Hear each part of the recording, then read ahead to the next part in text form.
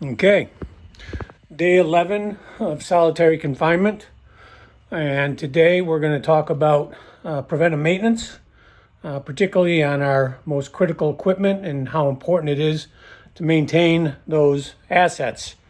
So I've started out with identifying my most critical items that I need to make sure that are working in good condition when called upon. For instance,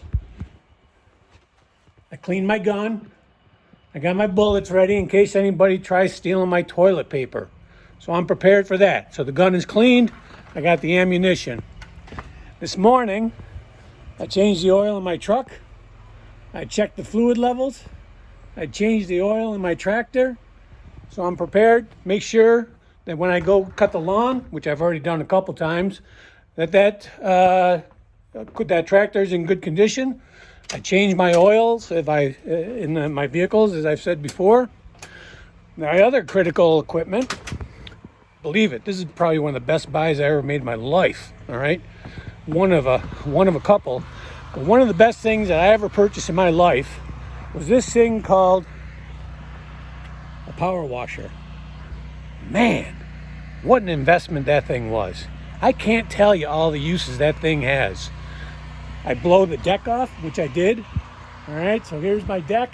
It's all nicely clean. I'm getting ready on the stairs. Now what I'm doing is I'm doing my sidewalk. Now, if you don't think your things are getting dirty, just check this out. Just a couple minutes of washing this down. See that? What a difference that makes. So, I've changed the oil on my power washer. I've checked the fluids over there in my blower. I do the same thing there. I check all things, make sure they're all in working condition. So, PM, most important thing for your critical assets. Take care of them, they'll take care of you. Be safe, stay healthy.